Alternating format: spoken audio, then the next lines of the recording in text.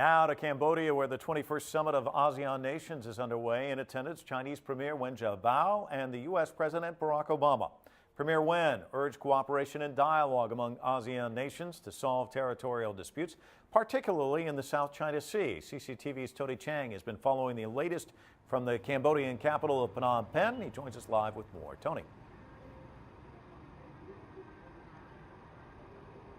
Yeah, we had heard yesterday that those issues in the South China Sea had sort of been resolved to a certain extent with a unified statement from ASEAN.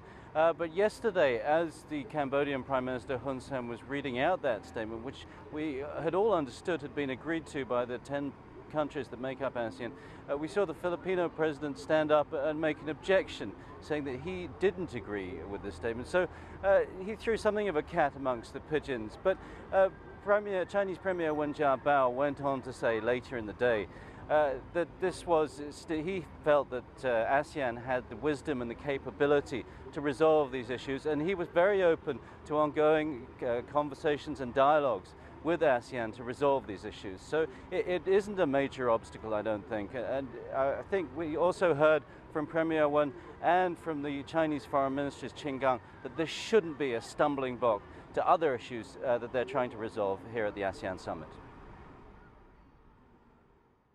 This issue should be properly addressed between ASEAN and China, and this is not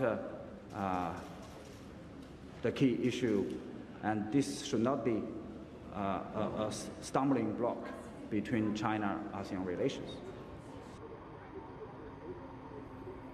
Well, that was the Chinese Foreign Ministry spokesman Qin Gang saying that the main priority here remains economic issues and trade, and that is still something that ASEAN is working out, trying to create a unified trade bloc by 2015. Hey, Tony, these things seem so choreographed, so when somebody jumps up and says they object, it has to come as a shock to everyone. What was the reaction?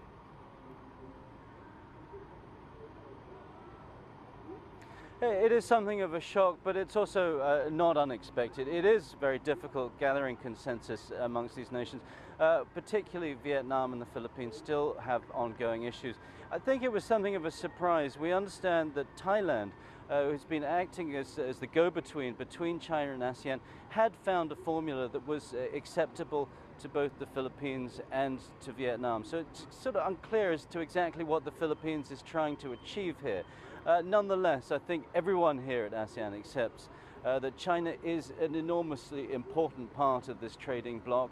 It's ASEAN's #1 trading partner, and I don't think anyone's going to try and put any obstacles in that, particularly today as attention turns to global economic issues, and ASEAN comes together with President Barack Obama, who arrived last night, to try and find some sort of resolution, not just for this region, but for the whole global economic crisis. So, Tony, what does look like it's going to be on the agenda for Tuesday?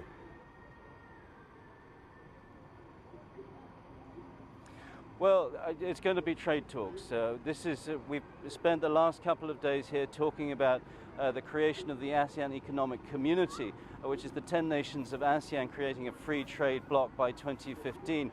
That's been pushed back from the beginning of 2015 to the end of 2015, so still some problems to smooth out. Today, the attention is going to turn to a larger regional bloc, which will bring in China, Japan, the Republic of Korea, and Australia and New Zealand to form what could be the largest free trading bloc in the world. The goal is to make that happen also by 2015. I think, again, some difficulties there. It's going to be slightly problematic organizing trade tariffs as we've seen within the ASEAN bloc. But the leaders still here very optimistic that they can do that, and this can provide some kind of relief from the downturn we've seen around the rest of the world. Tony Cheng live for us in Phnom Penh. Thanks so much.